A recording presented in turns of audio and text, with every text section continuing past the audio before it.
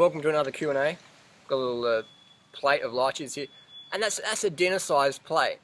But here's the funny thing: is this is not even a meal. It's almost like a snack. It's just to wet the mouth. The amount of carbohydrates in here is very low, but people say, "Wow, that's like a whole plate of fruit. You're gonna eat that whole plate of fruit just to yourself? Wow, that's a lot of fruit." And then people try the raw food lifestyle. I was eating plates of fruit. I had a plate of fruit for breakfast. Lychees. Low-calorie fruits. And they wonder why they fail. For me, a meal of lychees is at least 4 to 5 kilos or 8 to 11 pounds. That's a meal of lychees for me. This is like a little hors d'oeuvre. So anyways, the question of the day is a weight loss question. Let's have a look up here on the screen. So the question is, Harley, I was wondering if you could make a video. The problem with the lychee season in Australia only lasts about 2 or 3 weeks and it's done. It's crazy. Good lychees though. So the question is, I've lost 40 pounds of body fat in less than a year for the conventional calories in, calories out model with a moderate carb intake. Ooh, that sounds like dangerous. It worked for a while, but I noticed that I'm hitting the wall lately. I'm around 12% body fat in great shape. However, my strength has plateaued, not dropped. This person's basically question is, will dramatically increasing my calories all at once cause me to put on a lot of weight really fast after my metabolism might have slowed from starvation? Will it be fat, other things like water weight? Should I increase my calories slowly? How much fat is too much? Would a handful of almonds a day or single avocado be too much? Aside from wheat and refined processed foods, are there any other carbs to stay away from? Well, this is an interesting one. Okay, so bottom line, the question is, this person has lost 40 pounds from the calories in, calories out model. They haven't really detailed if they've sort of changed their diet that much. They said a moderate carb intake, which is always, once you cut your carbs down, man, you're gonna suffer. You're really, really gonna suffer. You're gonna want to eat the fatty, greasy shit. And if you're disciplined enough, you can stay away from the fatty, greasy shit for a time, but eventually you're gonna be fucking eating it. You're gonna be binging on it. And you're gonna be fucking your health and slapping on the pounds. Either be today, next week, next month, next year, or in 5 years' time, or even a decade time. I know models from 10 years ago who were stunning, but they starved and smoked cigarettes and did pills and shit, stayed lean, looked good. Now they're obese or severely overweight, many of them. So, and it's sad to see. So you always want to have a sustainable approach, high carb, high calorie, low fat. That's where it's at. Get rid of the animal products, get rid of the oil, cut down the salt, and it's easy for life, And fruit's the focus. So that's what we're going here. So this person's question is, will they rebound? Will I rebound? You got to rebound. If you thrash yourself, you got to rebound. You got to rebound. So this person's, they've lost 40 pounds, and they're down now to 5 foot 8 inches, 144 pounds. So, which is a BMI body mass index of around 21, 21.9, something like that. So that's fine. That's good, man. You've reached your goal, but depends how you got there. It's a bit like I'm about to go to the airport, jump on a plane, and there's many ways to get to the airport. I'm going in a car today, but I could get a lift with someone, or I could steal a car and get to the airport. I'm still getting to the airport, so it depends how you get to your destination, whether or not that's going to be sustainable. If I go and steal a car now, likely I'm going to get busted, or shit's going to happen down the road. But if you do it the right way, it's okay. So if you lose the pounds the right way, then you're going to be laughing. Like Chris Randall. Chris Randall's a classic example. The raw food vegan guy. Dropped all the pounds, doing the McDougall program, then adding in more fruit, and just melted 150 pounds of body weight. Chris Randall, real raw results, look him up. And there's Victoria Everett, crazybananalady.org. Check out those people. You want to do it over long term. And how long has this person done it? 40 pounds in less than a year. That's not too bad. It just, again, depends how much you thrash yourself. If you thrash yourself, you've got to rebound. Even if you're eating healthy, like we get a lot of people who they thrash themselves, get adrenal exhaustion, blow out everything, metabolism's just out of whack, fitness is just chronic fatigue, whatever. And then they come over to the fruit lifestyle, 811, etc., and they put on some weight initially. And then they go, oh my god, oh my god, oh my god, oh my god, oh my god, oh my god, all over the forums, etc.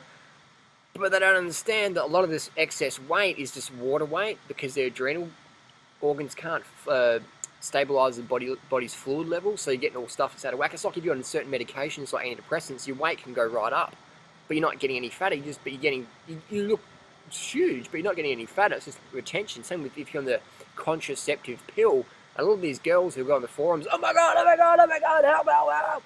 They've been on the pill for a long time, then they go off the pill because they're in the health, and then, you know, everything's just sort of readjusting itself.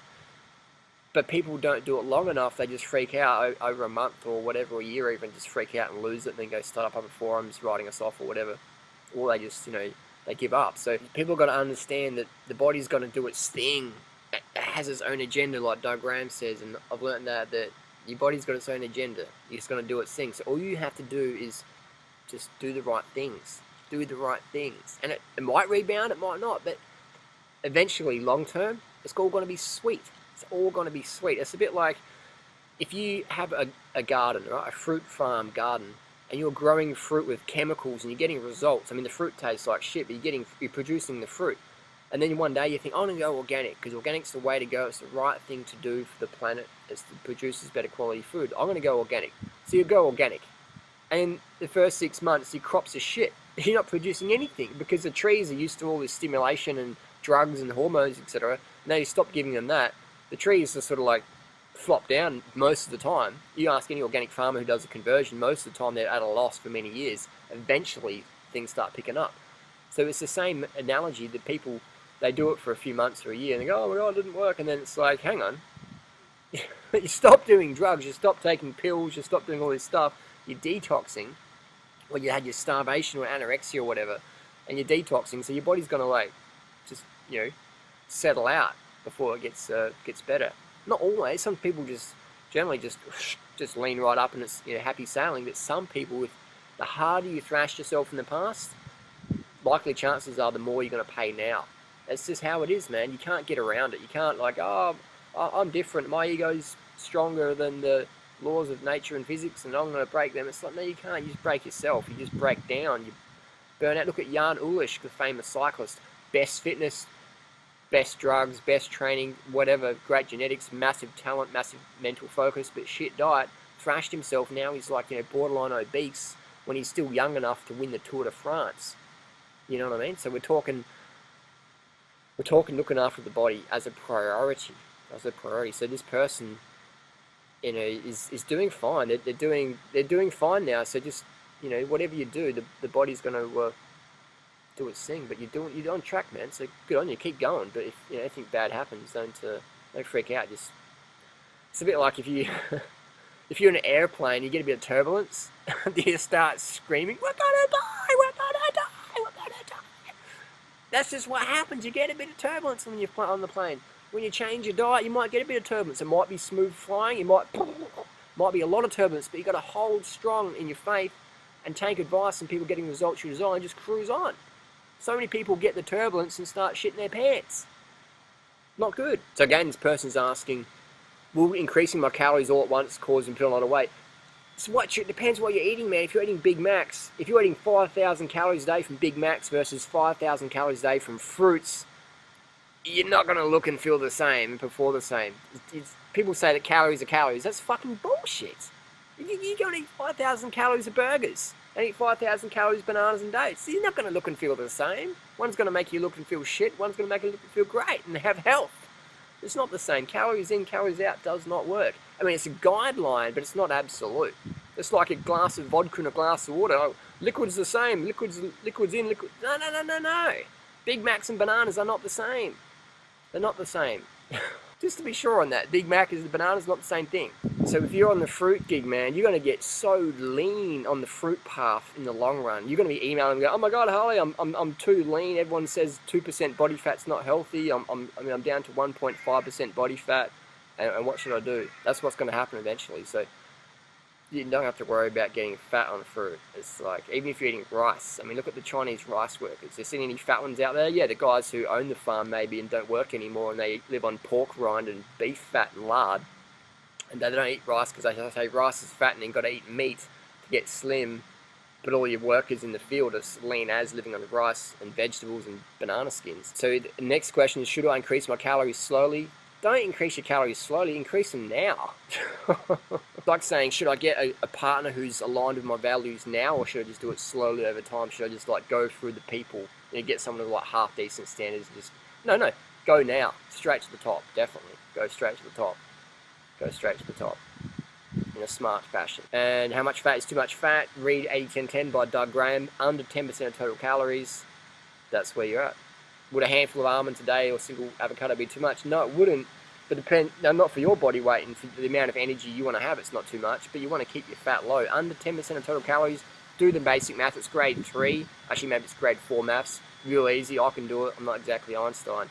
Last question. Aside from wheat and refined processed foods, are there any other carbs to stay away from? Well, bananas, dates, smoothies, processed refined food. Well, it's not really refined, but it's processed. But they're great things to have. I have them all the time. Wheat's not the best because it's got gluten. I sort of stay away from the wheat because it affects my breathing on my bike, but wheat doesn't make anyone fat. Even the guy who wrote the book Wheat Belly, William Davis, sure he's a nice guy, but the dude's overweight. So the dude looks, Wheat Belly. Like, how do you write a book that says wheat makes you fat, gives you a belly when you got a belly? You don't eat wheat? Like, what's going on here? So wheat, the problem with wheat is what it is attached to. People normally have wheat, they're normally having like pasta with cream and eggs and chickens and shit. If you're having, wheat away from all those toxic foods, then it's going to be a lot better. Better yet, how about some fruit? Well, you don't like fruit? Okay, potatoes, the gluten-free starches, things like that. For me, it's the fruits to win. And that's about it, man. But just give things time. Give things time. People are trying to do this, like reverse their life in a year. And I applaud the enthusiasm, but reality is, it takes more than a year to plant an awesome fruit garden. It takes 5, 10, 15, 20 years, man. And that's just how it is. So you can try and rush it up by just trying to take shortcuts, but you'll just end up in the dead-end alleyways with rats chewing at your toenails and people chucking hot water on your face. It's not good. So you want to do it the smart way. Smart way. Always eat more than eating less. Always sleep early nights. Get the carbs in, smash in the carbs, never undereat your carbs. Get your water so you're peeing clear at least 10 times a day. Just the basic stuff that I keep rambling on about. 10 grams of carbs per kilo body weight per day. Easy. Just chow. Stuff your face every meal for the rest of your life. The only time you shouldn't eat is when you're sleeping. Alright, thanks for watching.